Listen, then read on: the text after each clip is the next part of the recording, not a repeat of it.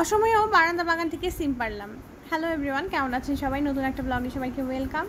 রান্না রাতেই করে রেখেছিলাম, তারপর লগ্ন বললো একটু আলু ভাজা করে দাও। ও আলু ভাজাটা খুব পছন্দ করে, তার জন্য একটু আলু ভাজা করে দিলাম।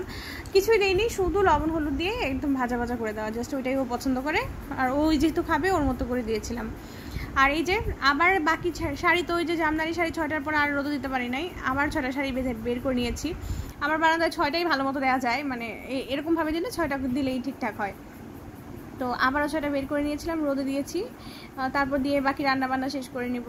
আর কেন জানি শাড়ির প্রতি মেয়েদের একটা আলাদা মায়া থাকে।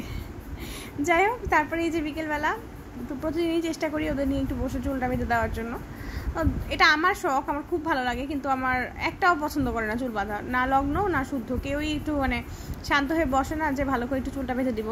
কিন্তু এই তো তারপরও অনেক যুদ্ধ করে বলা যায় চুলটা বাঁধা শেষ করি। তো এই যে ওর হাতে কত রকম কিছু দিয়ে রেখেছিলাম, চিরুনি, কাজল টাজল সব দিয়ে রেখেছিলাম। তারপরে যে লগ্নকে বললাম আসো একটু চুলটা বেঁধে দেই, ওকেও এরকম জোর করে একটু চুলটা বেঁধে কিছুক্ষণের জন্য রাখা যায়, ও কিছুক্ষণ পর খুলে ফেলে যায়, কেন করে এরকম আমি জানি না।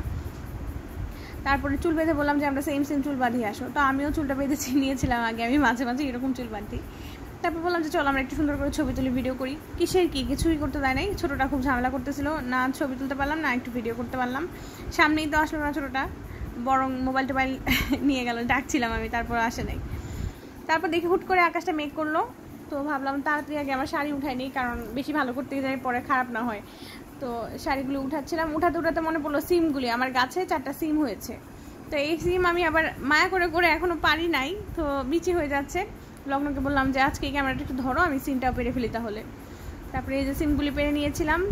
গাছের জিনিসের শখের জিনিস তো, সে যত ছোটোই হোক আর যত কমই হোক, একটা অদ্ভুত ভালো লাগা কাজ করে। আর ছোটো ছোটো আরও কয়েকটা ছিল। এই যে সন্ধ্যা হয়ে গেছিলো, লগ্নের জন্য একটু নুডলস স্যুপ করে দিচ্ছিলাম, সুপি নুডলস খেতে পছন্দ করে।